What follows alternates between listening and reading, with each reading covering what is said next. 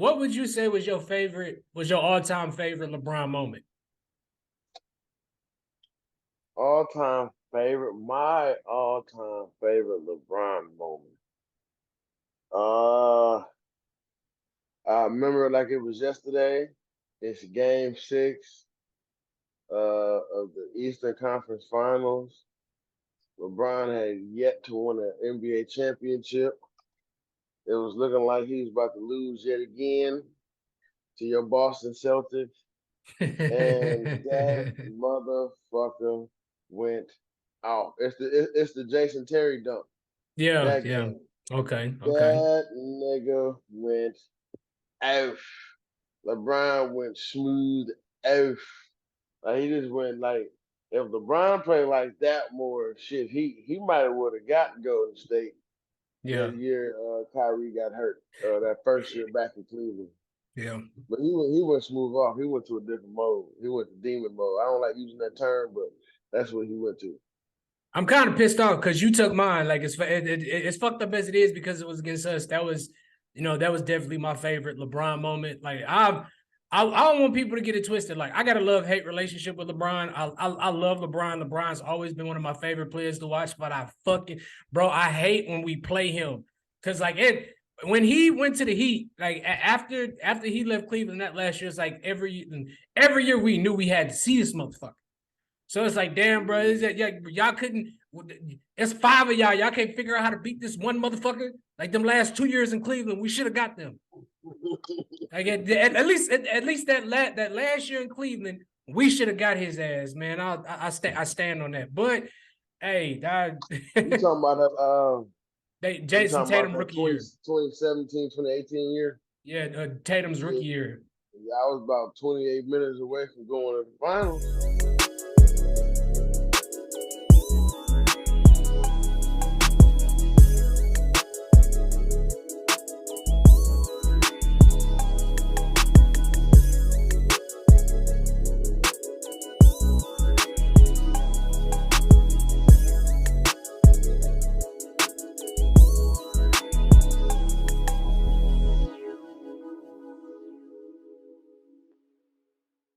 Welcome to another special episode of PPP, the Pigskin Posse podcast with Tim and Ryan. I'm Tim, that's Ryan, and we had to take a little bit of a break. I had a bunch of personal stuff going on, so we back and once again, man, we thank y'all for tuning in. Ryan, what's going on with you, bro? Nothing much. Ready for Friday to get here. Work this week has been trying my patience. And I'm ready to kick it with my niggas this weekend. We got UFC Saturday, Super Bowl Sunday. I'm ready to get it going. So. Yes. Yeah. Ready to drink and talk some shit on Saturday whenever we watch the fights. And I'm ready to, I'm just ready to be around the fellas, man. I really been going through a lot of shit like this. I'm trying to hurry and get through this month. I got a lot of stuff going on. Speaking of fights, I will be in Vegas witnessing Greatness that first weekend in March. John Jones heavyweight return. I'm so looking forward to this shit, man. But not as much as I'm looking forward to this weekend. We got UFC 284 and we got Super Bowl weekend. So I get to kick with the fellas all weekend. You ain't got no idea how much I'm looking forward to it, man. For real. Oh hell yeah! No, like nigga, I'm just trying to make sure I got enough chairs and shit for everybody. I mean, if you need me to bring some chairs, bro, let me know. I got a couple fold-out chairs sitting in the little utility closet. Yeah, so, that might help. I got a couple too, so we might be okay, but you never know. Right. I got you. We gonna figure it. Don't we always? We always figure it out, don't we? Yes, yeah. So before we talk any pigskin today, we have to give our respects, congratulate, and appreciate LeBron, Raymond, James. Congratulations on taking over the all-time leading scorer, the all-time being the number one scorer all-time in the NBA. What this man has done over a 20-year career and still doing it at a high level simply amazing. Just it's amazing. I mean, like, obviously, this is a longevity award. So the amazing part is obvious. You know, all the decisions you make in the off season, they let you know where he was, where his mind was, in his process. Because a lot of people, I think he's the only person in his draft class that's still playing. Yeah, he is. So that says that's enough within itself. The fact that the record was 38 years, 10 months, and 2 days. So we talking about a 40-year-old record, basically. Like, Pretty you much know, when he was born. Ain't nobody yeah, thinking about that. Nobody's thinking about that.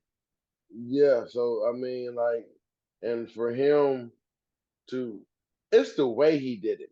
Yeah. It's how he did it. He's the only player to win a championship on 3 different franchises.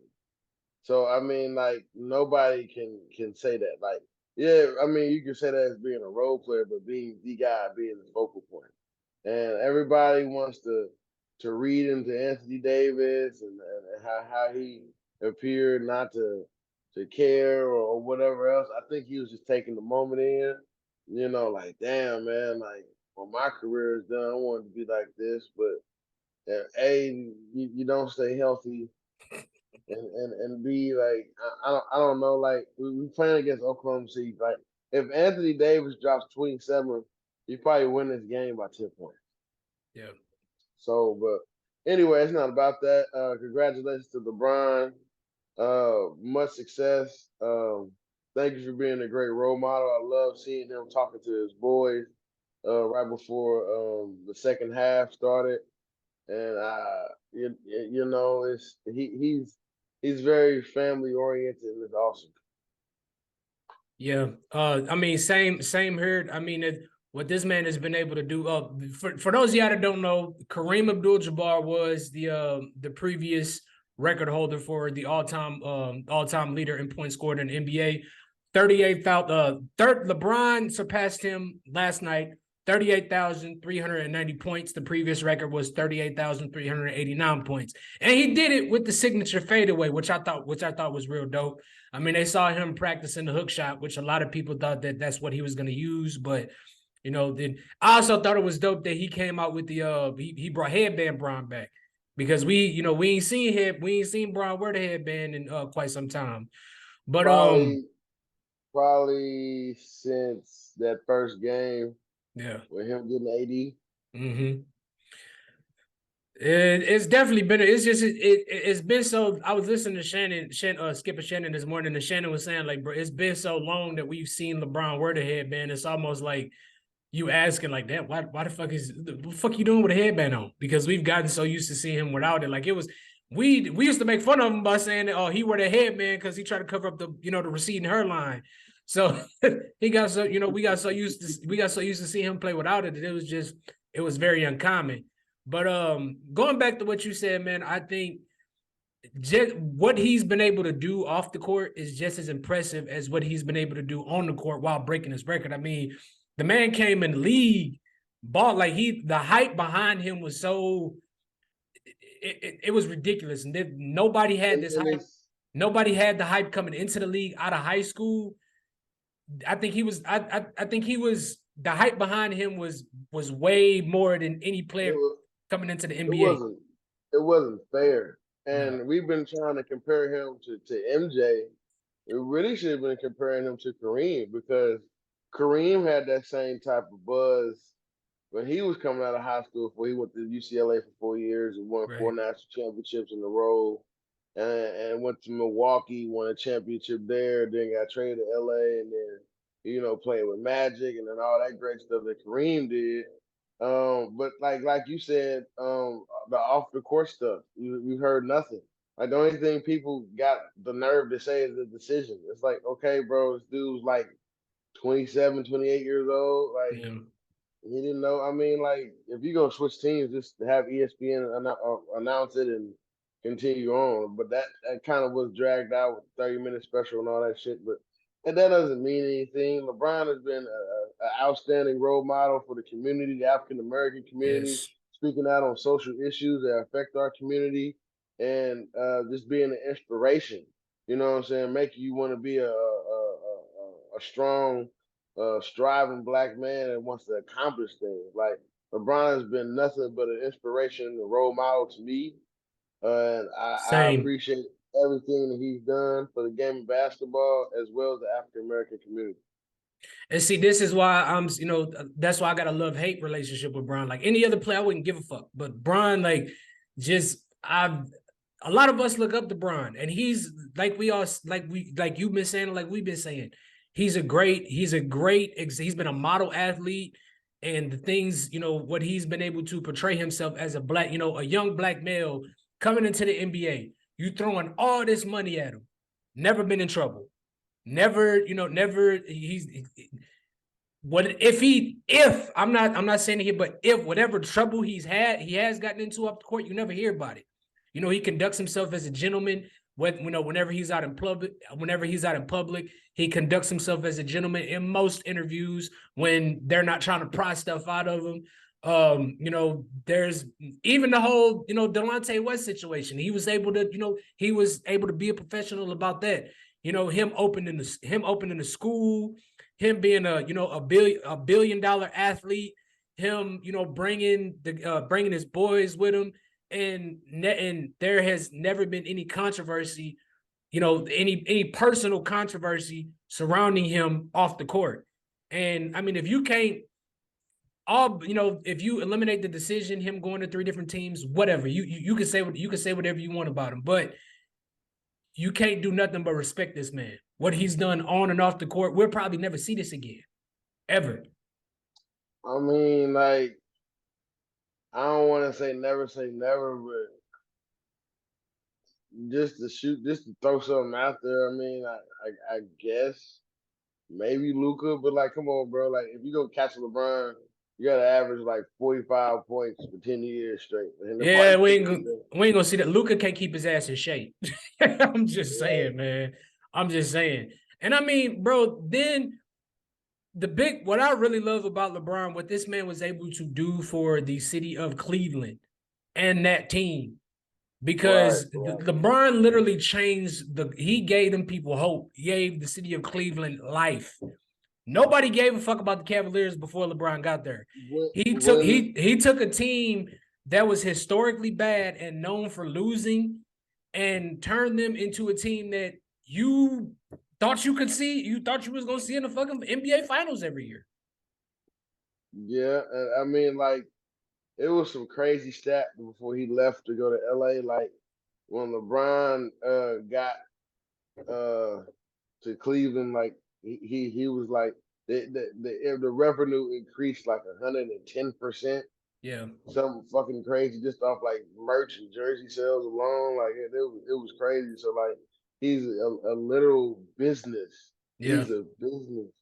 And on top of that, what I love the most too about this, where you had Denzel, his wife was out, Shannon Sharp was there, Jay-Z was there, you had LL Cool J there, you had fucking Phil Knight, the creator and owner of Nike. Phil Knight was there sitting next to LeBron's kids.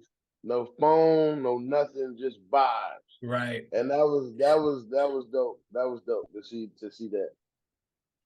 For me, I think it was cool to see him and Kareem finally interact, because it's all, there's been so much shit about the rift between him and Kareem in the media. I mean, I know they probably, I don't know. I'm hoping this is, the start of something new and Kareem can finally swallow his fucking pride. But I thought that was, I thought that was pretty dope to see. Because that video when LeBron hit that shot, Kareem was just like, yo, he's really about to do this shit. Bro, So yeah, but Kareem was not happy. He was making some faces throughout that game. Like, fuck this nigga, bro. Hey, I mean, he can be mad all he wants to, but what's done is done. The record is broken. And like, I was trying to explain somebody this, like, because a lot of people were saying, "Oh, why did they stop the game and give him this moment and this?" Is like, bro, this was a 40-year record. Nobody, absolutely nobody, thought that this record was gonna be broken. Records are broken like every 5 years, every 3 to 4 years in the NFL. You got some type of crazy fucking record in MLB that's always broken. This record in particular, we never thought we were gonna see. Nobody ever thought that we were ever gonna see somebody break the all-time leading score record. That's why this shit was so fucking important. Not to mention the caliber of athlete LeBron is, and he plays for one of the most popular franchises, not just in the NBA, but in sports history. I mean, like, he's a past first player, Yeah, and he broke the record. So that yeah. that should say that should say everything. That should say everything. That should say what he's meant to his franchise he's played for, and what's been asked of him to do. Mm-hmm. And let's go over LeBron's career stat line for all y'all that's still hating on the man. Over a 20-year career, for all y'all to say LeBron can't shoot, he is a 50.7% career field goal shooter. He is 34.6 from the three-point line, which is great for a career. 27.1 points per game, 7.5 rebounds per game, 7.4 assists per game. That's throughout the course of a career. For some players, they do that. They probably have one season where they do that shit. LeBron's averaged this throughout the course of his career. He's never had a season where he's averaged less than 20 points. His lowest point average was 20.9 his rookie year coming into the NBA. Never looked. Coming out of high school, averaging 20 points a game. That's damn, bro. People don't understand that averaging 20 points a game is extremely hard in the NBA. Like he didn't even get a warm-up period. He didn't get a veteran or nothing like that. Somebody that got him through the NBA, like they threw his ass into the fire. They threw him in there with a pack of wolves and had him fend for himself, and he made he made the best of it. All right, go figure it out. He did. Shit, them first, 10, 11 years in Cleveland was legendary. I used to love watching him drive to the lane and just throw that motherfucking out. I'm talking about it was Bully Brian. his first stint. I say his most iconic stint, or his iconic thing he did, his first stint with Cleveland, was probably the Eastern Conference Finals, his performance against Detroit. Yeah. When he got to his first finals he should never even got to. There's about a good three of them he probably shouldn't have been there. So, I mean, you can make whatever argument you want. There's about three of them he probably shouldn't have been there. So, I'll say two. The one against the Spurs, and then the first one and the last one in Cleveland. Yeah. Yep. Yeah, them 2 years, and then I mean, if Kyrie don't go down, they probably play the Warriors in 7 games and probably can get the dub. But if Kevin Durant never goes to Golden State, LeBron, he gets 2 more. LeBron will have the more ring. I don't know if LeBron goes to the Lakers. To be honest, I don't think he does. He wins those 2. I think because that was always the problem in Cleveland. He couldn't recruit people to come there because nobody wants to come fucking play in Cleveland. It's not the NBA is the NBA. The marketing in the NBA is much different than marketing in other sports. So you could probably the Indians. You could probably get people to come play for the Indians, but I don't think a lot of people wanted to come play for Cleveland because they weren't a profitable team. So, but I mean, once again, man. Brian, congratulations, bro. And he's still, congratulations on this milestone, and congratulations on everything you about to do from this point on, because we all know you're not done yet. You got a couple more records that he's probably coming for. He can easily get to 40, 41,000, maybe even 42,000 points before he's done. Yeah. Easily. And I don't think nobody gonna touch that record unless we this might be 30 years down the road, and we all gonna be arguing about that shit. Yeah, we'll definitely have some grades if it does get broken. Yeah. So once again, Brian, congratulations, man. And we all, both of us and all your fans, can't wait to see what you got in store for the future. But while we on the topic of basketball, we got to talk your Lakers, because a trade just went out. I want to get your thoughts on it. The trade just went down Russell Westbrook was involved in a 3-team trade. Russell Westbrook was traded to the Utah Jazz for with a first-round pick for Jared Vanderbilt. Also, the Utah Jazz sent Mike Conley to the Timberwolves, and the Timberwolves sent D'Angelo Russell and Malik Beasley to the Lakers. Well, they must have saw my tweets last night, because, bro, how do you lose on a historical night like that? And then on top of that, like, where the fuck was Anthony Davis at? I mean, shit, Russ was the only motherfucker that was trying to do something. So we got the Snitchelo Russell back. I hope he can mind his business and stay out of people's business this time. But the Jared fellow, he can shoot three at a decent clip, so that would be nice to see how that goes. And I don't know, we got better offensively, which is cool. Which, I mean, like, look, the West is bad. The West is bad this year, because if we go on a 10-game winning streak, we'll probably be fucking fourth or fifth in the seeding. So that's why we just need to go. We just need to catch a stride, a rhythm, something to get us going. But I don't know what that's going to take. Hopefully this causes a spark. I'm all for it. I kind of feel sorry for Russ. I'm still a Russell Westbrook fan, but I mean, when it first came up that Russ was going to the Lakers, I'm like, okay, like, that's not going to work. He's not going to. I mean, I was surprised he bought in coming off the bench this year, and there was some spurts throughout the season where it seemed like it was going to work, but it just didn't. It just didn't for whatever reason. But I like how Russ played with more control. Now Russ can go on and drop 30, and hell, that Utah still might make the playoffs. They're a good young team. Yeah. I definitely feel bad for Russ. I thought they should have traded him, because him, coming off the bench, I thought that was great for him. Like, he was definitely, feeding into that sixth man role. He still battles some turnover problems, but I mean, it's Russ. He plays with reckless abandonment.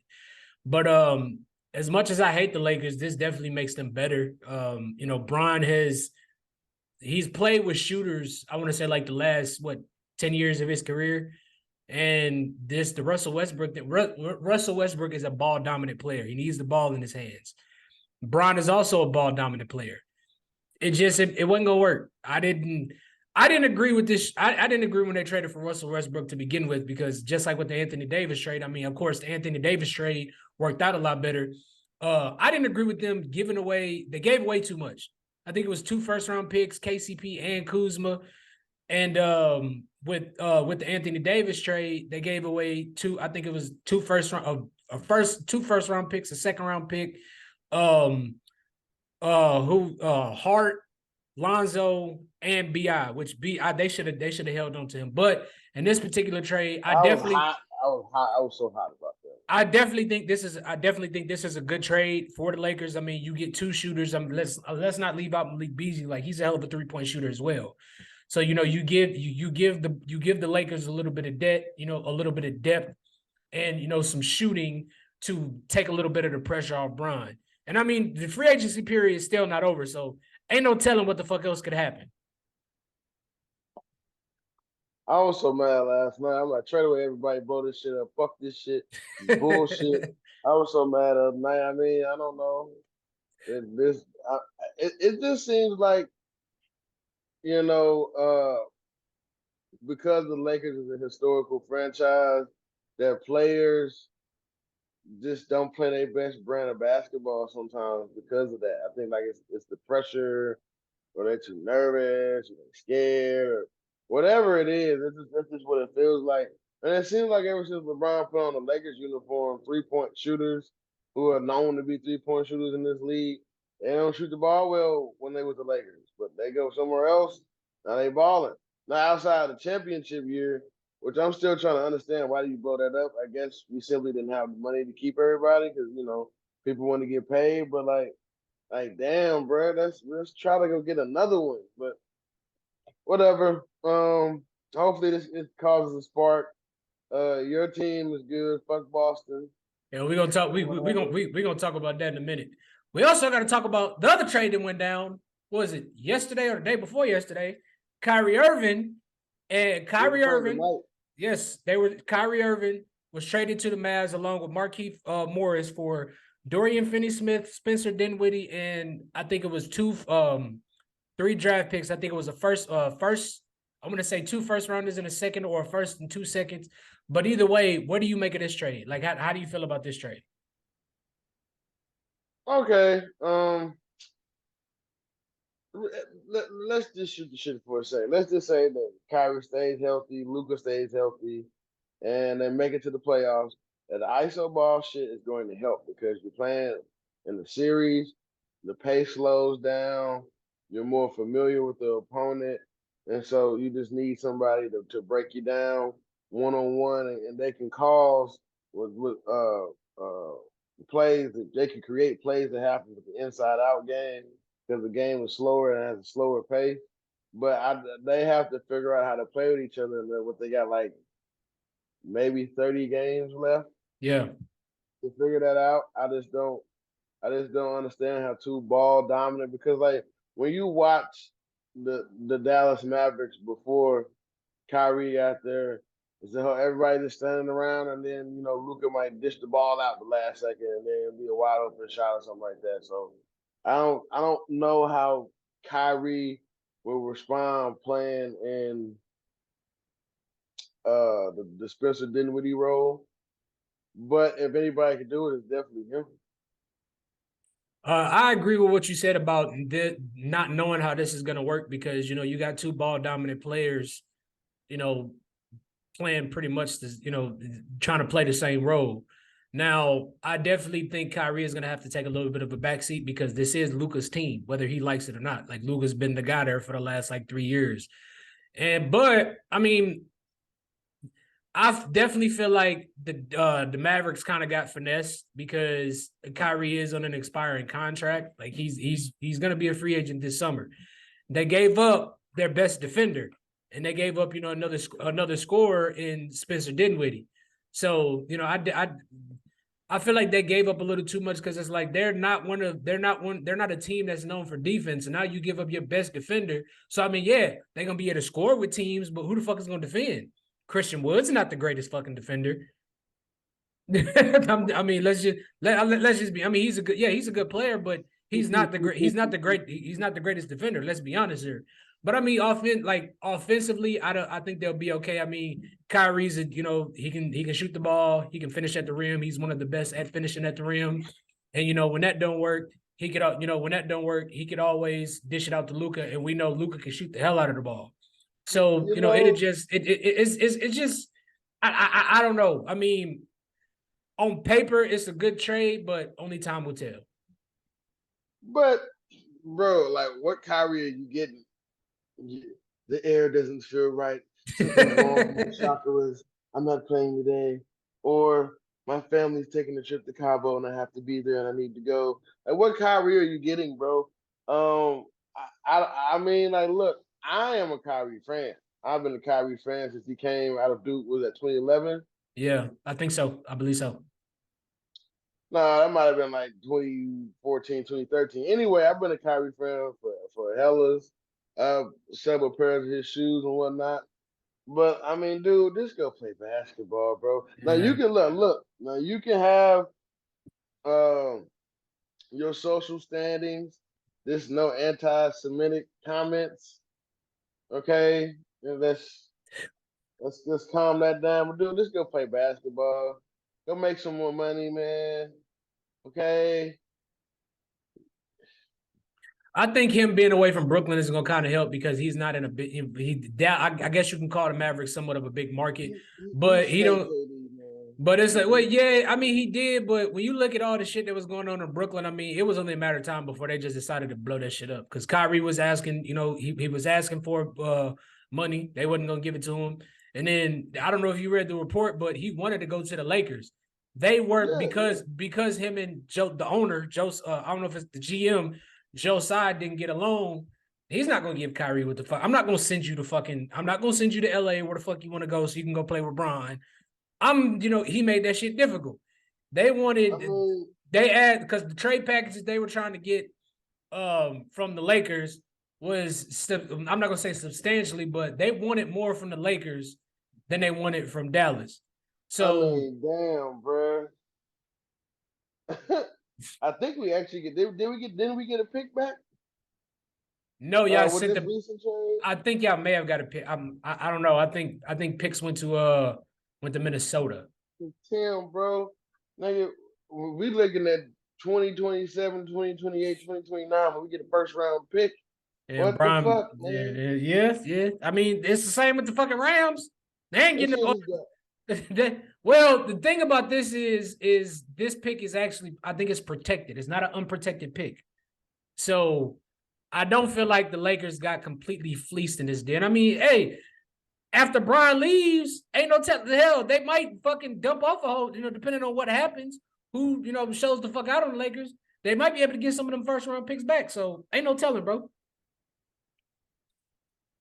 I don't even want to think about that right now. It's gonna be just like after Kobe retired. That shit was hard to watch. Shit before Kobe retired, that shit was hard to watch. Yeah, the first couple years before he, after he had that seat when he tore his Achilles. But going back to what you said about the West, like, bro, this is crazy. This is probably the first year where we really don't have a huge favorite coming out of either conference, especially the Western Conference. The West is bad this year. The West I is don't know. The West is bad, but Denver's really good. yeah. And then you got Memphis, but I don't trust them. I don't because they're too young, but I don't really. They can get to a third round. I think They so. can get to a third round, but let's say Memphis does get to the finals. Are they gonna be able to mess with Boston? Probably not. Are they gonna be able to mess with Philly? Probably not. No, Are they gonna be able to mess with Miami? Probably not. don't leave out So Milwaukee. yeah, yeah. Especially, I think they're gonna keep Chris Middleton on the minutes restrictions, Yeah. and then the playoffs just let him loose, which that's gonna be scary because like if everything goes right, that jumper and everything should be on point by playoff time. Yeah. And then I mean in the West, you got the surprise team, the King. Like I didn't see this coming. I don't think nobody saw the Kings doing what the fuck they doing right now. They're playing good ball. So and then Well, they're just playing team ball. And they finally got a coach that understands that and is coaching them boys, making them play hard. yeah.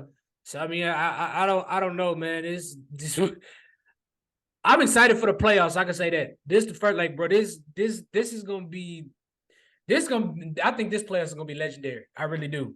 I think this playoffs within like the next couple years, because I don't think the Warriors are. I don't. They may get knocked out second round. They may make it to the third round, but I don't think they go back this year. So I think this year and like maybe next year, that just jacking up three shit. I think eventually we're gonna see it ain't gonna come to that. That punch has hurt that franchise Yeah. in so many ways. In so many ways, bro. I mean, like they pretty much have. I mean, they lost Gary Payton the second. We got one of those perimeter players that was hitting them threes. Toscano So Anderson. they lost some pieces, man. But I mean, who saw Phoenix being like this? Yeah. Well, I kind of did. Ever since hold on. Ever since Kanye said what he said, they start playing like shit. Now Book did get hurt, and other people got hurt too, but they started playing like shit ever since Kanye said what he said, man. There might have been some truth to that. I don't know. I'm not exactly particularly sure, but it's rather interesting. I think some of that has to do with the whole shit with the owner being a piece, everybody finding out that the owner was a piece of shit. I also think that the whole thing with Damn. DeAndre Ayton, Yeah, he don't want to be there. yeah, I think he's that kind of fractured the team because you can see their chemistry is off. He cooked Brooklyn last night though. Yeah, they've completely lost chemistry. So I ain't no telling, man. It ain't no telling. I'm not gonna go out on the whim and say Phoenix, but I'm keeping an eye on them because Yeah. they might do some things. Yeah, whenever Book comes back, it'll be interesting. But Oh, yeah, he man. back. I forgot that. I really don't start paying attention to basketball till after All-Star break. So, but I do pay attention to trades. So For me, it is right around divisional, not divisional, right around Christmas. I start, what's going on over there? But yeah, it's heating up, especially after next weekend. It's heating up, so we gonna see. So what else we got? all right, so we gotta go ahead and we gotta talk some motherfucking pigskin. With the pigskin posse podcast. Now, before we talk, I'm conflicted. Now hold on, I'm conflicted. I am too, but hold on. Conflicted. We gotta talk one of the biggest bombshell. No, we weren't necessarily a bombshell. Me and Ron kind of we didn't see it coming. But the GOAT, the greatest quarterback of all time, the greatest NFL player of all time, retired. He dropped the video. I'm actually kind of glad he did that, not just take us on a fucking carousel. He wanted to leak it. He wanted to tell people himself, like, hey, I'm done. Tom Brady retires. He said he's gonna take a year off before he decides to take over this NFL broadcasting gig. And personally, I think I believe him. Like it came straight from him. He did accept the fact that I wasted my fucking long emotional ass speech last year and then decided to come back. So I think he really just wants to take some time, accept that he's done with football, and really try to take some time to himself. And I think it's well deserved. I mean, the last 20 years, 25 years, Brady's life has been revolved around football. So if they don't build a statue outside Gillette Stadium, fuck that organization. And if they don't build a stadium outside of the James Raymond Stadium, Raymond James, yeah, fuck that stadium or that organization. Fuck them too. But man, big congratulations to Tom on a wonderful, illustrious, very decorated, one of the most decorated players that we are ever going to see pick up a fucking football. This man cost me fucking hundreds and thousands of dollars over the fucking years, gave me plenty of fucking heart attacks and heartbreaks, had a rule created for him in the middle of a fucking game. So, man, hey, Tom, I wish you nothing but success in the future. Yeah. I'm conflicted because shit, now I don't have a team anymore. I go where time goes. I guess I'm spectating with time now. Hey man, you can always jump on that Pittsburgh bandwagon. We'll accept you. I don't like Pittsburgh. Never liked Pittsburgh. Ever since that Super Bowl with the Cardinals, fucking Pittsburgh, nigga. Hey man, bullshit. Hey man, we had one of the best defenses in the league that year. Hate all you want to. Yeah, but y'all still got cooked by a fucking team that got hot last 7-8 weeks of the fucking season. Man, fuck y'all. Fuck you. Shit. Big Ben was on his way out. No, he was not. Big Ben was fucking balling that year, nigga. You talking about y'all played when the Big Browns? Ben got no.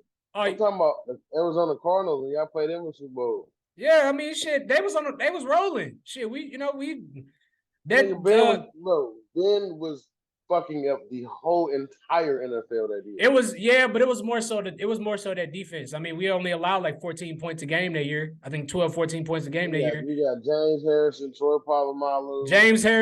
Polamalu, Larry Footy, Ryan Clark, Troy Polamalu, Ike Taylor, Lawrence Timmons. Who else do we have on the defense? Yeah, bro, was Cam Hayward there then? He probably was there then. I don't think Cam was there that year. I think Cam came the year after we played Green Bay. A year or two after we played Green Bay. I was going for Green Bay like a motherfucker. I mean, bro, I was all good. I was so heartbroken. He cooked our ass. When Aaron, but Ben threw like two. Did he throw 2 or 3 picks that game? I think 2, because he threw one that they returned for a touchdown. That's when I kind of knew, like, bro, this shit going downhill real fucking fast. If this motherfucker would have kissed Antonio Brown's ass Y'all would have got one more. Y'all would got one more opportunity. Man, we spent the years Antonio Brown was there. We had Antonio Brown, Le'Veon Bell, and Martavis Bryant, not Heath Miller. What's his name? It's gonna I piss have a me off. squad. It's gonna I piss have a me off. squad. It's gonna. But anyway, them years that we had them, bro, we pretty much wasted those years trying to rebuild. Like we wasted a good ass offense trying to rebuild that fucking defense. Pissed me off. But Dallas Cowboys like before this year. yeah. But we got to go back to Tom Brady. I gotta read off all his stats because just what this man did throughout the course of his career was fucking amazing. But before you did that, I know this might be painful for you, but give me your favorite Tom Brady moment. That 28-3 Atlanta Falcons comeback. Oh, you motherfucker! You took mine. You took mine, so that's payback, motherfucker. Okay, all right. I mean, but shit, man, it's about time. Come on, Julian Edelman catching the ball on 3 motherfuckers before he hit the ground, and then that defense just disappeared. And Matt Ryan started playing that way, and that second half, how he played in the Super Bowl, he's been playing that way the rest of his career. I don't know what happened at halftime. Well, see, I was rooting against Tom Brady in that game, but the reason why that was one of my favorite Tom Brady moments was that was one of the very first Super Bowls that you could say that he earned. A lot of them Super Bowls was Tom had a good defense and they would have never won if Vinatieri hadn't kicked the field goal and this and that. Is it Tom's fault? Is it Tom's fault that Mr. Carroll decided to go with a pass on second and fucking goal? Yeah. Is that Tom's fault? The possession before, Tom drove right down the field and scored like Tom does. Is that his fault? It's not his fault, but that was always the argument. I was in a lot of those fucking arguments. Yes, I was one of those people. Cause I just like LeBron, just like fucking LeBron. Tom Brady has broke my heart numerous fucking times. Every time we seen these motherfuckers in the goddamn playoffs. That's what it was. Jesse James, when he caught that motherfucking ball, when he caught that pass and stretched out for a touchdown, the ball broke the motherfucking plane and they called it an incomplete pass. So fuck Tom. Congratulations, Tom, but fuck you and the Patriots for that particular call. But yeah, what was your favorite Tom Brady moment? What's my favorite Tom Brady moment? Since you took mine already, gotta come up with some shit on the fly. That shouldn't be too hard to decide because I got time. My favorite Tom Brady moment, it has to be that first year in Tampa. Because I mean, outside of that Super Bowl, because there was a lot of questionable calls and no calls in that Super Bowl. But like just being able, him winning that Super Bowl proved that it was him and it wasn't Bill Belichick's system. Yeah. It's Bill Belichick, yeah. But like I'm just so surprised how like people are so quick to like, you know what I'm saying, that Bill Belichick got a tight leash. I'm like, damn, this motherfucker did bring you 6 Super Bowls. Yeah. But I mean, like, I'll coach the defense and Josh McDaniels, you guys figure that out. Having a defensive coordinator call offensive plays is bad. But yeah, it has to be Tom Brady winning the Super Bowl in Tampa Bay. I mean, yeah, but at the same time, it's like, if you think about it, he went to a team that was like the perfect situation. All they needed was a quarterback. I mean, do you think if he would have went to a team like the Chargers, the Colts. How he went to the 49ers has been the same thing. Well, yeah, I think if he didn't went to the 49ers, I don't think they would have had that. I don't think they would have had that rough of a time like getting to the Super Bowl. I think that they maybe lose 3 games that year. Because the 49ers had a decent team, a well put together team. They've all outside of last year and they had all those catastrophic injuries, defense. They've always had a decent defense. Yeah. Always. Going back to the Alex Smith days. Yeah. They went from fucking NaVorro Bowman and Patrick Willis to Fred Warner and Dre Greenlaw. Them boy, they're a coaching fucking coaching factory. They produce head coaches and coordinators in fucking San Francisco.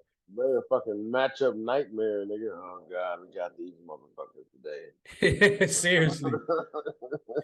But yeah, man, going back to Tom Brady, going through all his stats and accolades. So Tom Brady retires as a 7-time MVP, a 5-time Super Bowl, 7-time Super Bowl champ, a 5-time Super Bowl MVP, a 3-time regular season MVP, a 2-time offensive player, 2-time offensive player of the year, 2009 comeback player of the year, a 3-time first team All Pro, a 15-time Pro Bowler, 5-time passing yards leader, a 5-time passing touchdowns leader, a 4-time passing yards leader. He retires with the most QB wins, the most career attempts, the most career completions, the most career passing touchdowns, the most career passing yards, and tied for the longest touchdown pass. He also has a national championship with that fucking Michigan team that beat Ryan Leaf at Washington State. All right. I'm gonna put the brakes on that. That motherfucker had nothing to do with that. He was there. He did. He was there. He was there. He was there. He's still a national champion. But he also retires with 649 touchdowns, 212 interceptions, 89,214 yards, a 97.2 passer rating, and a 64% completion percentage. Tom's the greatest QB of all time. I don't know if we ever. Maybe we might with the way the rules are changing. Maybe we might with the rules are changing, but I don't know if we ever gonna see this again. I really don't. Fuck Joe Montana. Fuck Dan Marino. Fuck John Elway. Fuck Brett Favre. Fuck Drew Brees. Fuck Ben Roethlisberger. Fuck all you motherfuckers. It's Goat Brady. Fuck Peyton Manning. Fuck Eli. Especially fuck Eli Manning. God. Oh! I lost so much money that second Super Bowl, bro. I stopped speaking to motherfuckers until it got warm outside, bro. Hey, man, I've only ever rooted for Tom in 3 Super Bowls, and that was 2 of them. I can't fucking stand the Giants. I rooted for him, and I rooted for Tom in both of them Super Bowls with the Giants and the one versus the Seahawks because I couldn't stand their ass either. Still to this day, I can't. Fuck them motherfuckers. Fuck them and Pete Carroll. Man, bro. 2011, Eli Manning was in the 4th quarter. That was must-see TV, bro. And it all started with that Jerry World performance. Yeah. Very much so. I can agree with you on that one. But we gotta talk conference championship weekend. What was it? 2 weeks ago, because we didn't put out an episode. So the Eagles versus the 49ers, really, it wasn't much to talk about. The Eagles went down there on Eagles went down there on the first drive, punched the ass right in the mouth, scored, never looked back. Jalen goes 15 to 25 for 121 yards, 39 rushing yards, and 1 TD. San Francisco had a total of 97 yards passing, and Christian McCaffrey had 15 carries for 184 yards and a touchdown. Of course, on the first drive of San Francisco's possession, Philadelphia gets a strip sack on 3rd down. Brock Purdy gets injured, and in steps Josh Johnson, who also gets knocked out due to a concussion. But before then, he threw a pick and he fumbled twice. Yeah, and he had been to like 13 different teams before that. I know, man. One of the XFL dudes. Yeah. Yeah. And all right, bro. I'm gonna say this. For as much of an ass whooping this was, the Eagles really didn't do a whole lot. I mean, the defense showed the fuck out, but when the other team ain't got a quarterback, it ain't hard to do. I'm just saying. But bro, they still on paper was playing against the best defense in football. Yeah, and it showed. It actually showed. I mean, believe it or not, bro. Like I said, as much of an ass whooping this was, the Eagles only had 264 yards of total offense. The Eagles did. So they punted the ball at least 10 times. Yeah, this was pretty much the 2 best offenses in the NFL. But I mean, the Eagles had the best, not offenses. I'm sorry. I mean, it really was rushing offenses, but the 2 best defenses. You had the best run defense versus the best pass defense with Philadelphia. And I mean, San Francisco only gained 164 yards of total offense. They said that in the one Super Bowl, what's his name? Mahomes played in before he Yeah. played Tom Brady. Best defense in the NFL. Okay. I mean, shit, for 3 quarters, yeah. Yeah. And I mean, like I said, for the score on paper, it looks like, damn, the Eagles just beat their ass. And I mean, they kind of did. But when you look at the stats don't really add up. The Eagles only had 264 yards of total offense, and they were 5 of 15 on third down. That's not good. That's not good. No, So I no. mean, You do that against you do that against Mahomes. I'm sorry, but if you do that against Mahomes, bro, that's you down 3 scores. yeah, we ain't gonna talk about that just yet, but we got to keep talking about this game. And I mean, Christian McCaffrey, he ties it up in the second quarter, 7-7. But Philly goes on to score 2 more times before the half, and they never look back. And I mean, I gotta give it to Christian McCaffrey for he did everything he could. They had that man out there throwing passes, catching passes, fucking running the ball. He did everything he could. And George Kittle, I gotta give props to George Kittle for being the vocal leader on this team, because even with them getting smashed like this, he was still doing everything that he can to keep his team Oh pumped up. yeah. Oh yeah, So and I'm laughing because it was a sound bite when he went up to Brock Purdy. Can you throw with your left hand? You ambidextrous? yeah, that was funny. That was funny. So I mean, I gotta give it to George Kittle. Look, man, whenever his career is said and done, he's gonna be a coach somewhere. I definitely think he's gonna end up being a coach. But the question I wanted to ask you is, if Brock Purdy could have stayed healthy, like if he didn't get hurt, do you think this game would have been any different?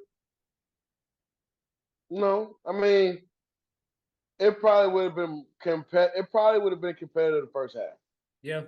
or at least the first quarter and halfway through the second quarter or something. But like, bro, I'm gonna keep it a buck with you, dog. I fell asleep at the end of the second quarter. I woke up in the middle of the fourth. I'm like, I'm going back to sleep, man. This shit's over with. I'm like, cause motherfucking then they put. I mean, it got bad, bro. I'm like, the next quarterback on the depth of chart roster is Christian McCaffrey. I'm like, man, nigga, Going back to sleep. Fuck this. I pass the fuck out. But like, uh, if you're the 49ers, you got one for problem at quarterback. You got three Yeah. options. But for real, you got two options that might work. So that's great. Has done nothing but motivated and fueled them for next season. So look Yeah. out for the 49ers. I feel like way too early prediction. Shout out Jalen. All you Alabama fans. I mean, it's probably at least one of y'all on every NFL team. But that's 30 teams. Can we have one? Can we have one, loved one? Can we have one? Well, I mean, I don't feel like Jalen claims Alabama. I mean, he became a better quarterback when he went to fucking Oklahoma. So, I mean, he said, I don't know why they want to claim me now. I'm being Sooner forever. right. He finally got a quarterback in the NFL, man. And No I think disrespect to Tyler. I think it's dope that him and Devontae are back in the fucking or they played in the national championship together. Now they playing in the Super Bowl together. And then the other dude, what's his name? Jordan Davis. And I forgot the other dude from Nicole Dean that played with Georgia, played on Georgia's defense last year. How they going? Yeah, they played in the national championship. Now they playing in the Super Bowl this year. So I mean, damn, bro. they got a little bit of championship experience on that fucking team. A lot. Yep. And man, look, once again, shout out to Jalen, bro. Shout out to Jalen. He gets pulled timeline. He gets pulled from Alabama. Not pulled. He gets benched. Go ahead. Hold on. He is the first true freshman to start at the time. It's to start at Alabama. I want to say like something crazy, like 28, 30 years. It's like a crazy number. Leads him to a national championship. Loses that game, I think, in double overtime. Takes them all the way back to the national championship. Gets benched at halftime, and there you go. Gets benched at halftime for Tua. Tua wins out the next year, the starting job. Then He transfers to Oklahoma. Hold Takes on. no. Yeah, Tua gets hurt in the SEC SEC championship championship. game. He comes in to win that to get them back into the playoffs. Then they get their asses spanked by Clemson, and then my bad. Yeah, and it was kind of fun. Yeah, he didn't play in the Clemson game. Right after the Clemson game, Ryan tweets, "Hey, bro, come to Norman. Oh, come to Norman. Oklahoma needs you." He transfers to Oklahoma, balls the fuck out, Heisman candidate, leads them to another Big 12 title, and then of course they lose to LSU, which was probably, you could argue, one of the greatest teams in fucking NCAA history. Joe Burrow had the greatest fucking year for a college QB in NCAA history. Do you think the LSU team would have beat the USC team? Like those USC teams, like, because the speed on the outside, Yeah. at the receiver position. Yeah, and then the skill, and They then never the seen skill set nothing of like that. QB, and then the skill set of QB. There was too much for anybody. They was too fucking much. Keep in mind, Devin White was on that team too. The linebacker for the Bucks, he was on that team too. Sideline. Yeah, so I mean, they had a team, and then of course Jalen gets drafted second round to the Eagles. Everybody's wondering what the fuck are y'all like? Why the fuck are y'all taking the QB? Comes in at the end of the season, when Carson Wentz starts playing like shit. You know, he balls out the last couple games, gets benched in the last game for just a couple. I mean, that season was over anyway. Carson Wentz leaves. He leads the Eagles to a playoff berth the next season. And now this season, he's an MVP candidate, won the division, won the conference. Now he's in the Super Bowl. Jalen Hurts was born, grew up, learned how to play football, signed to Alabama, made it to the NFL, got to the Super Bowl before the Dallas Cowboys. Y'all still them boys? You sure? How about them Cowboys? You sure? Yeah, man. Hats off to Jalen. Congratulations, man. I'm looking forward to seeing you compete in the Super Bowl and seeing what this Eagles team can do, man. Now we got to move on to the next game. Cincinnati loses to Kansas City 23-20 in the AFC Conference Championship game. Of course, Pat Mahomes gets the ball back. I think it was like 18 seconds on the clock. He gets them, Pat takes off running down the sideline. Joseph Osai gets a late hit call, pushes him out of bounds. Pat Mahomes, which puts them in field goal range. Harrison Butker comes out, kicks the field goal. Chiefs win 23-20. What was your biggest takeaway from this game? Fuck Joe Burrow. I'll call him Joe Burrow. Joe Burrow. Joe Burrow, yeah. Jerbaho. Take your ass back to Ohio with that bullshit, nigga. Talking about some Burrow head. Fuck you and Ohio, nigga. Burrow head. That's Mahomes' mansion, motherfucker.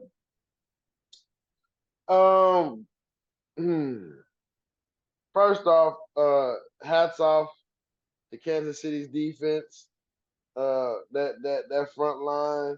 They got a lot of cover sacks. Shout out to Chris Jones for getting multiple sacks this game. Yeah. Shout out to that secondary with, mostly rookies out there. They got playing, against a top 5 offense, top 10 offense in the NFL. So y'all went out there and did y'all thing. And shout out to Mahomes, obviously, because Miko went out, Juju went out, Kadarius Toney went out. He was passing to a practice squad nigga, Kels, Pacheco, and somebody else. MVS. Right. And he waited to run at the right moment.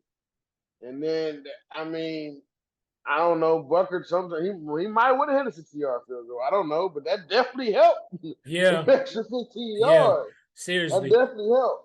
I gotta give a shout out to MVS because, bro, we had said the previous episode who's gonna be the wide receiver that stepped up, and he stepped up. He had the game of his life in the biggest fucking game of his life so far. MBS, 6 receptions, 116 yards and a touchdown. Kelsey, 7 receptions, 76 yards and a touchdown. So I mean, that when MBS saw Juju go down and Kelsey was getting double cover, he said, "Fuck this." He manned up. And that touchdown that he caught, I thought he dropped it for a minute. I thought he dropped it or it got knocked down. So props to him for making that play. Because if he don't catch, I think if he drops that, I don't think Kansas. I think that takes all the momentum and confidence away from that Kansas City offense, and I don't think they win that game. Mm-hmm.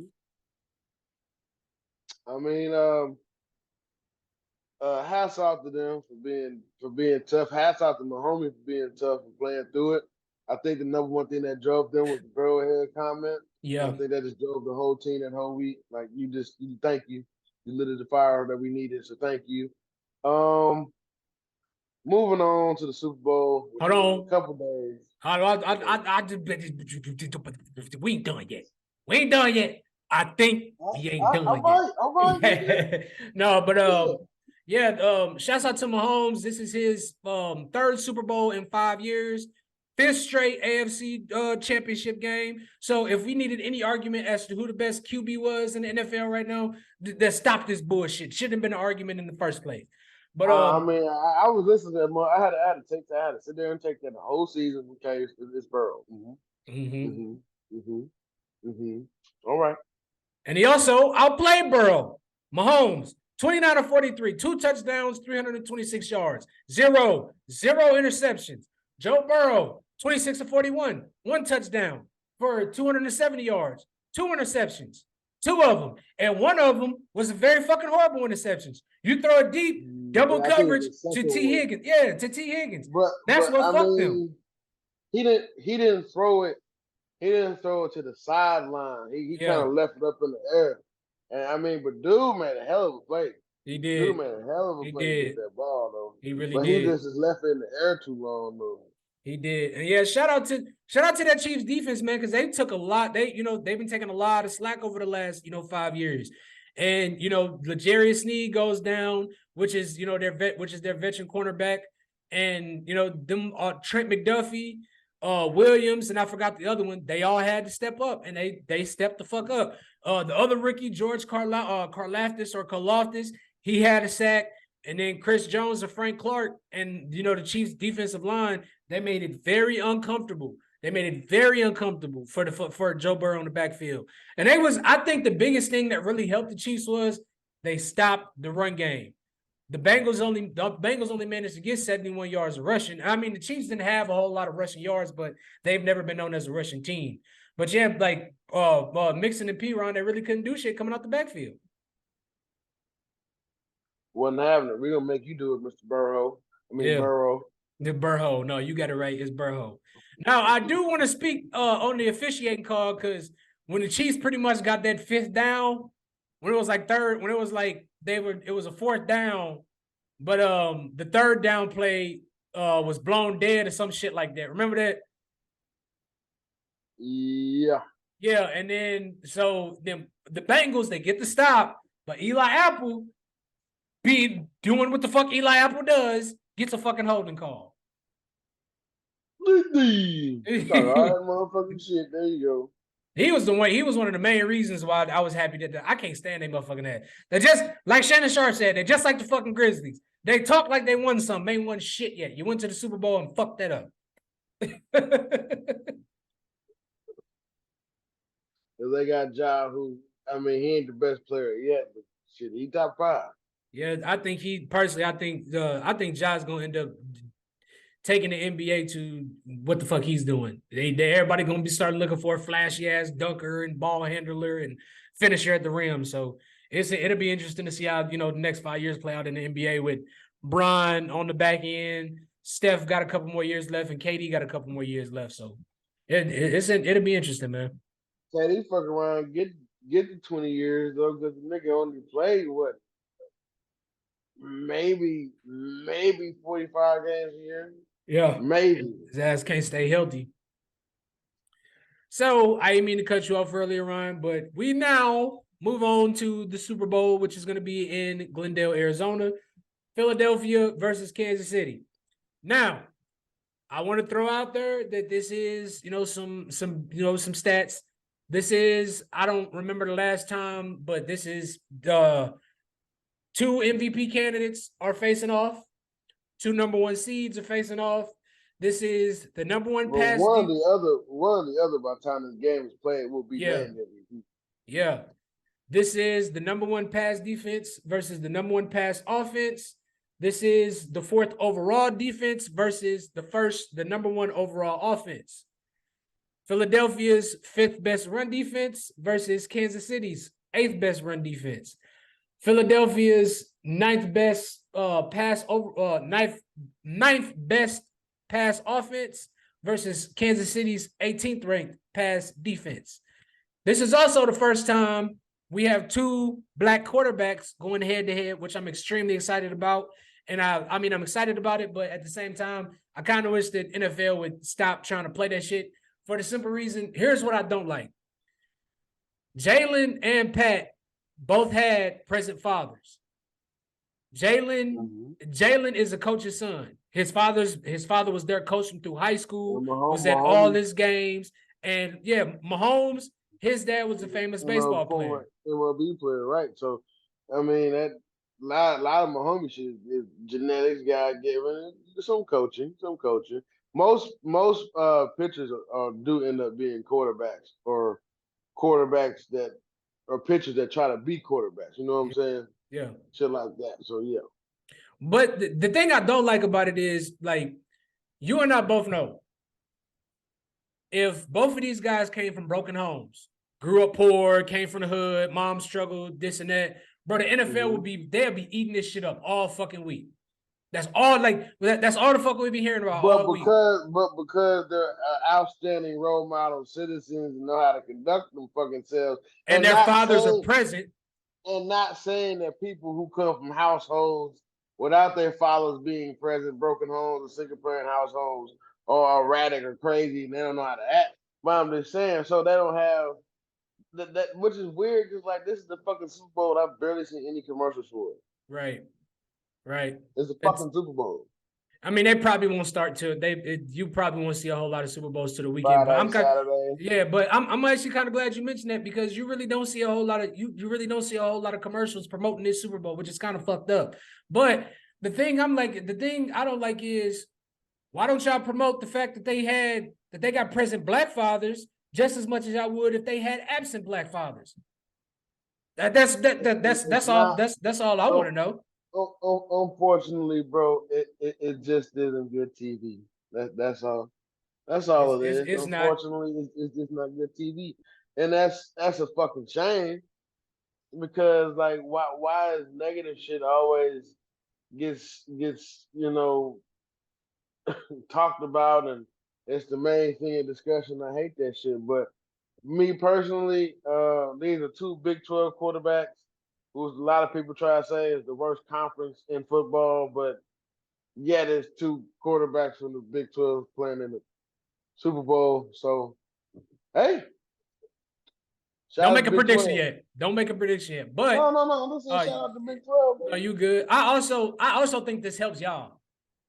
Oh, I think this helps Oklahoma, because they have a quarter. They saw what Jalen was able to do once he went to Oklahoma, and they now see where the fuck he is in the NFL. So I disagree, and the only reason why I disagree is because of Lincoln Riley. It helps him.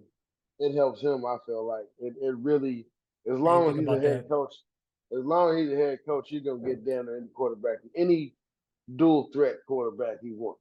Yeah, but at the same time, when you got players that are, want to, when they're coming to OU for a visit, they can, Jalen can be a voice or whatever. They can look at Jalen and say, I can't get there. You know what I mean? So in a way, I definitely think this helps y'all. But before we make predictions, we're like we gonna, I'm not going off topic, but we're gonna kind of transition here. But what do you think the Chiefs need in order to win this game? What do you think the Chiefs need to do?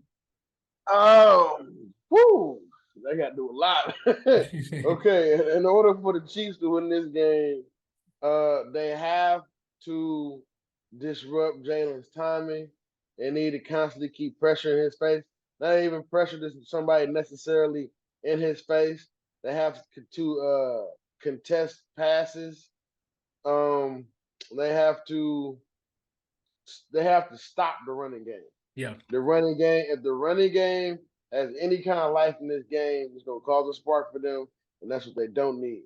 They have to keep the running, the runs. You can give up occasional 10 or 15, but that's it. And it need to be 2-3 yards, maybe 4 yards, and cloud of dust. Offensively, the offensive line, which is not bad compared to the last time they was in the Super Bowl for the Chiefs. They have to keep Sweat and number 7 and Fletcher and Sue and them boys. They have to keep them at bay. Mahomie and them, they're gonna have to run the ball a little bit. I feel like the catching from the running backs is gonna play out a lot more in this game than versus the wide receivers for the Chiefs. So I need Pacheco and McClendon. I need McKinnon. them to McKinnon. I need them to catch the ball and do some things. Uh, and I mean, what's the health situation with the wide receivers? Is Juju good? Is Kadarius Toney good? You know what I'm saying? People, Kel's gonna be healthy, like But yeah, I think it's gonna be a very close game. And what's the key to strategy for the Eagles to win? Well, I'm gonna go. We're gonna get to that in a minute, but I'm gonna go with the Chiefs. I kind of agree with what you said. They're gonna have to find a way to run the ball. I think this is the best pass defense this was the best pass defense in the NFL. They have to, and believe it or not, the Eagles run defense really wasn't all that great this year. It wasn't as great as everybody thinks it is. So I think I agree with what you said. They're going to have to find some way to run the ball, and they're going to have to, figure out how to get the ball to the running backs coming out of the backfield. For the defense, they got to find a way to make they got to find a way to disrupt Jalen's timing, like you said, and they got to get nasty. They got to get in the backfield to try to. They got to disrupt the backfield. Period. Because I don't think either one of those corners can guard Devontae or AJ Brown. And I don't. I really don't. And they still got Quez Watkins. They still got and they got Sanders, Boston Scott, and Kenneth Gainwell coming out the backfield to receive the ball. So defensively, the Chiefs defense they're gonna have to play the best game they've ever played. The best game they've ever played, the best playoff game they've ever played, and the best Super Bowl they fucking ever played. And I do want to make a point. This is like the Chiefs are number 1 in pass block win rate. Blocking, like pass blocking, they're number 1 in pass blocking. The Eagles defensive line is number 1 in pass. Yeah, they're first in pass block win rate pass rush. In pass rush, and they're first. So it's gonna be interesting to see how these lines stack up against each other. So that just adds more excitement to the fucking Super Bowl. But switching over to the Eagles, what do you think the Eagles need to do on the offense and the defensive side of the ball to win this game? I mean, honestly, I don't really like Kansas City defensive line outside of Chris Jones. So I mean, honestly, keep doing what you've been doing. Make your plays, make your reads. They're great, excellent at run blocking. And because of that, they get a lot of runs. They get a lot of chunk plays out of the running game, and then which opens up the play action pass game, which is why you see people open down the field. So they have to just offensively just keep doing what you've been doing. Defensively, go test that ankle out on Patrick Mahomes. Go see how healthy he really is. You know what I'm saying? Go at Mr. Orlando Brown. Let's go see his left tackle. Let's go see how good he really is. Like get that pass rush going, and then I mean, Mahomes gonna slice you up. Ain't no question about that. But how often are you gonna give him time to let him slice you up? I feel like that for defensively for the Eagles, that game is going to be decided in the trenches. Mm-hmm. In situational football, I can agree. For me, I'm gonna go defensive first. I think the Eagles they gotta get at Kelsey. They gotta because they know that's Pat's go to. They He know gets that's double. He yeah. gets That's double. what I'm saying. They gotta double him every time they gotta hit him a couple times. They gotta make shit very uncomfortable for Travis Kelsey because I mean, they got James Bradbury and Darius Slay, and them two of the top corners in the league. So, and I don't have a lot of confidence in any of the Chiefs wide receivers, including Juju, to really get off on these corners like that. If they do, it might not be until late in the game. But I think if we're talking wide receiver cornerbacks, I definitely think the Eagles have the upper hand in the cornerback section in the defense department. And I mean Sue, Hassan Reddick, Fletcher Cox, and all them boys.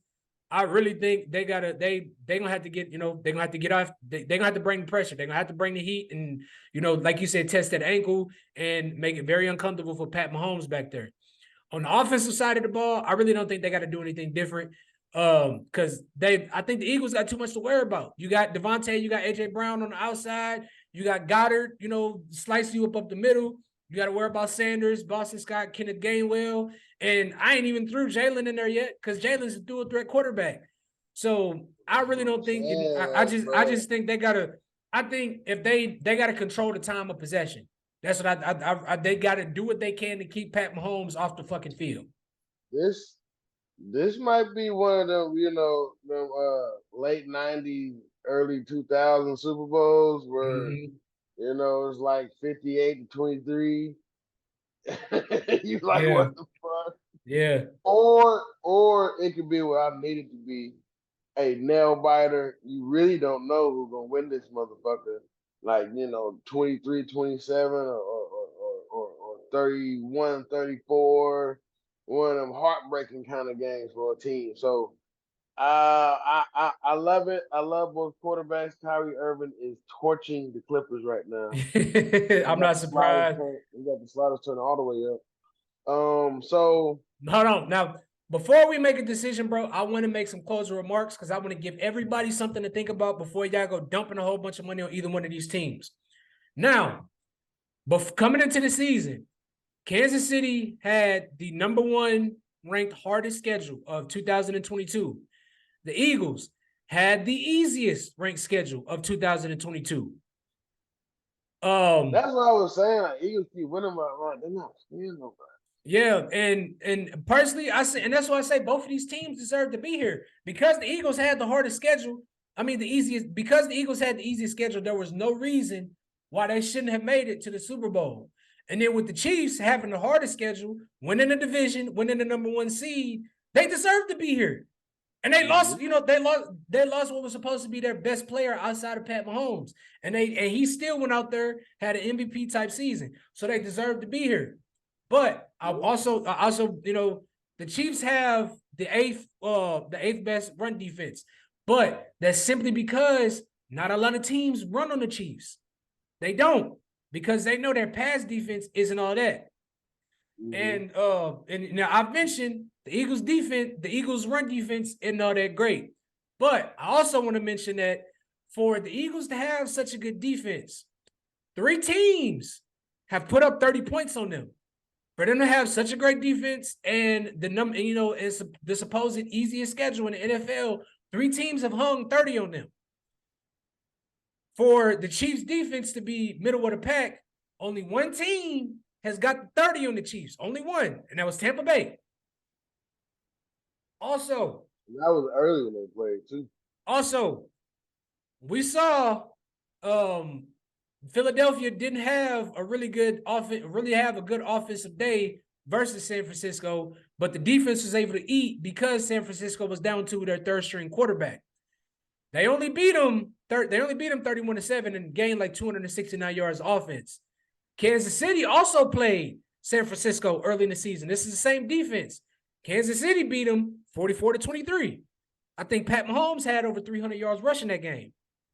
So I'm not saying this is just some shit that I'm throwing out there before y'all go placing these bets. So just before y'all go throwing a whole bunch of money at the Chiefs are going to throw a whole bunch of money at Philadelphia. Just keep this shit in mind. So that's the taking shots exclusive. So you saying just bet some on both of them?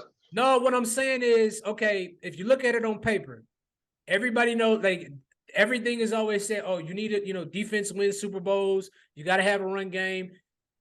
Philadelphia has all of that on paper. But when you really look at it, dive deep into it, one of the reasons that they're where they are is because of the easy schedule. And we've seen teams run the score up on them. So on paper, yeah, they should beat the shit out. They should beat the shit out the Chiefs, but the Chiefs are gonna make this shit. They're gonna make it a game. That's all I'm saying. I'm not giving you my prediction just yet, but it's gonna be a much more competitive. I think it's gonna be a much more competitive game than people think. I really do. So the big question is, who do you have winning the Super Bowl, and what's your final score?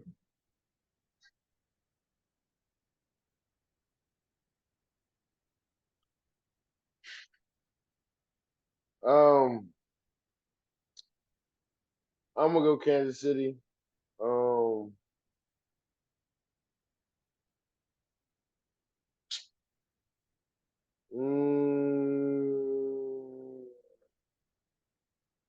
Like 33-30, something like that. It's gonna be.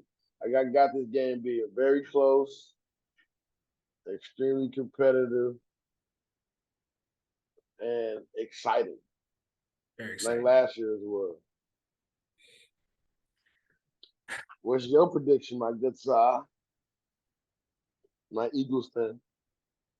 I'm actually going to go with KC this game for all the reasons that I just said. But I think it's going to be a high-scoring game. I got it. I'm going to go 38-35.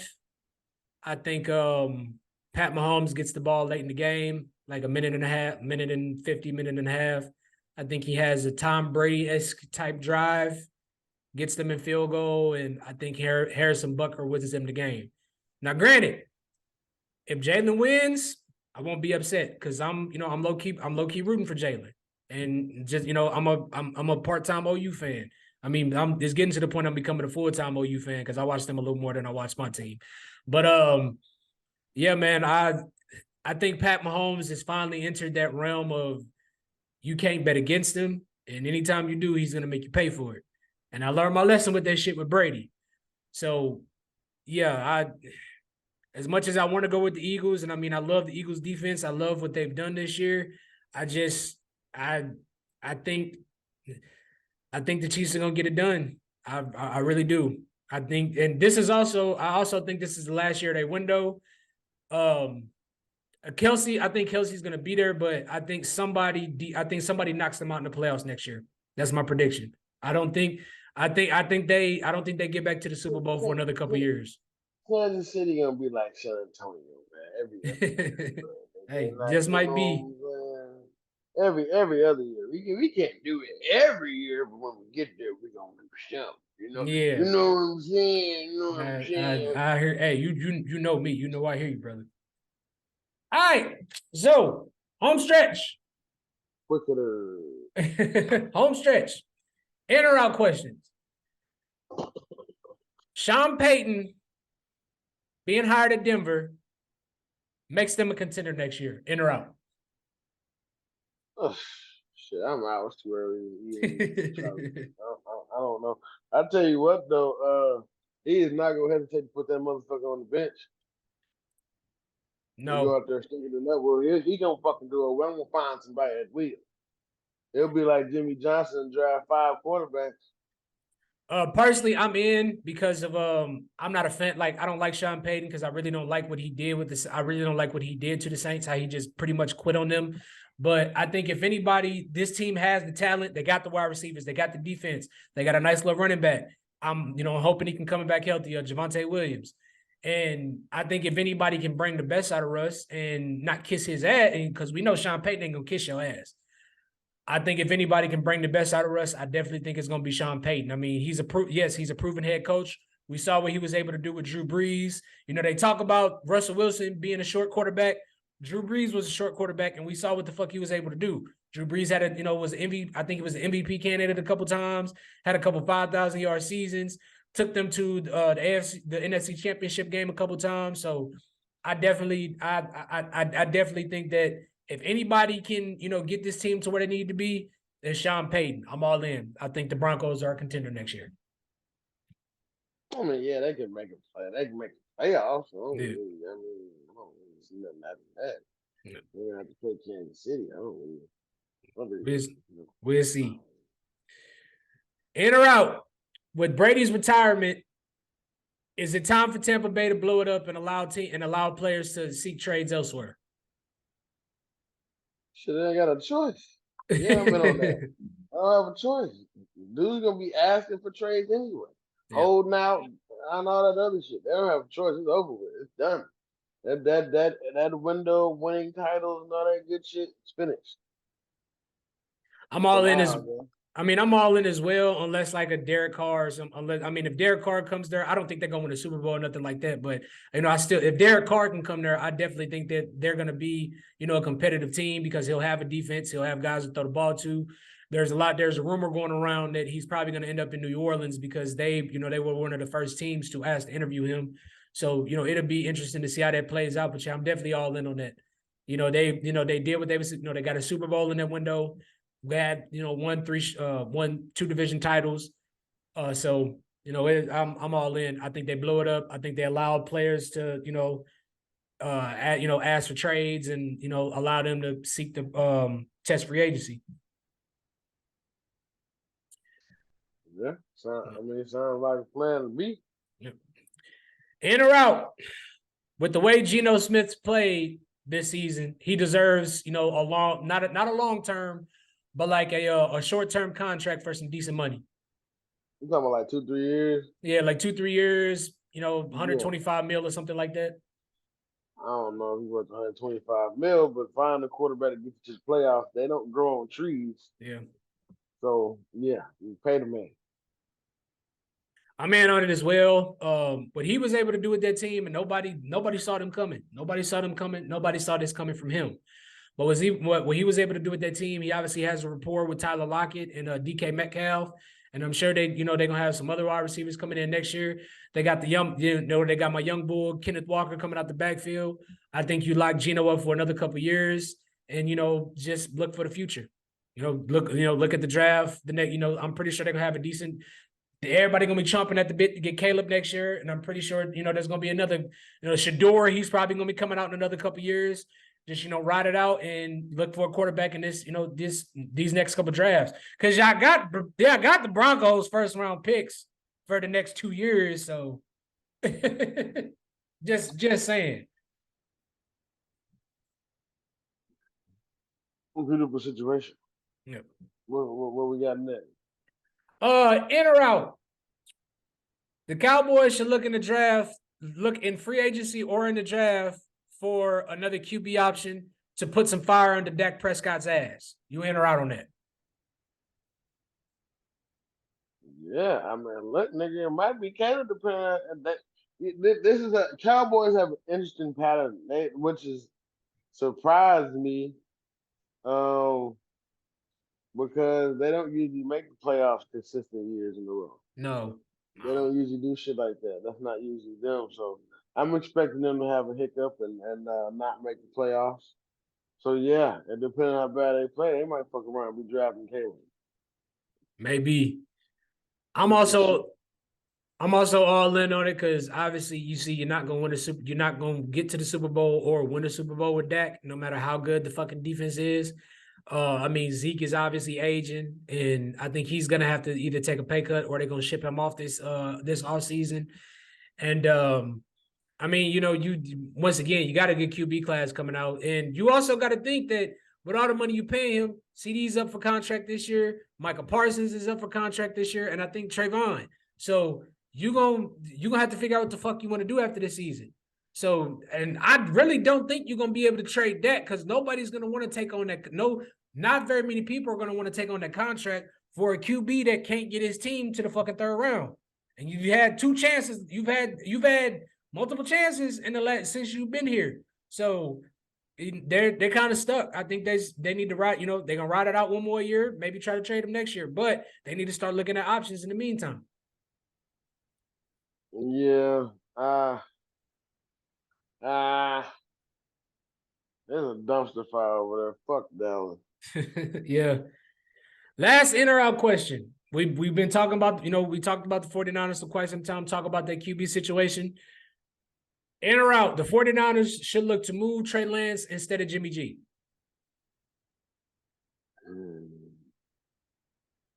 Me personally, yeah, they not gonna do it. But I mean, like, damn, bro, you drafted dude. Was this gonna be 3 years ago now? Yeah. No, He 2. ain't done 3. No, no. you're right. It's 3 years ago. He Yeah. ain't done shit. Motherfucking 8 games showed you what he could do. And they moved Motherfucker, heaven and earth to get him too. motherfucker who you trying to get rid of showed you what he can do. Mm-hmm. And then you got the guy you wanted, and he ain't done shit. So in 4 years, 5 years, he's played a total of what? How many games he played when he got hurt? Maybe 3. 3. I think a So total if of you 3. count his, if you count his last year in college and his second year in the NFL, this motherfucker has played 4 games And they ain't had in much to four show for years. it. Okay, yeah, he's your guy though. All right, how the fuck did you draft him? Hey.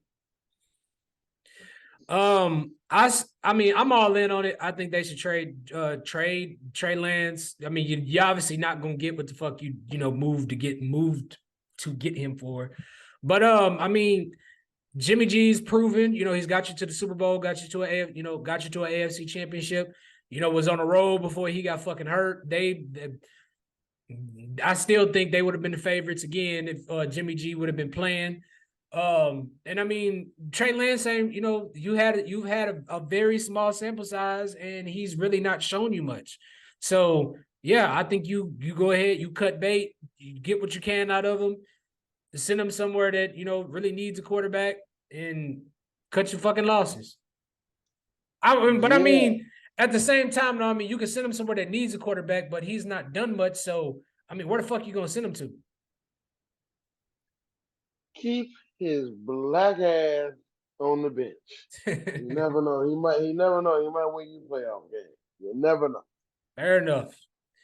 All right, so we coming down to the end of the show, but before we end, I would be remiss, as much as we talk about black coaches getting head coaching jobs. I called this shit. I said this shit. Congratulations to DeMeco Ryans. He gets hired. He is the new head coach of the Houston Texans. And what I'm very happy about is they didn't bring him there on a just get us through this year. They got him there on a 6-year deal. And I think it's Fam, they I had to do that shit with all the bullshit they pulled with Deshaun. they did, but at the same time, it's like I think this was an ideal situation because DeMeco played there. He started his career.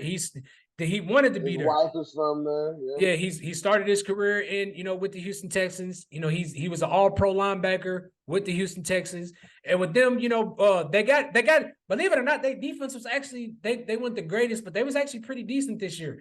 They got a young Derek Stingley. He's coming into his second year. Jalen Petrie coming into his second year.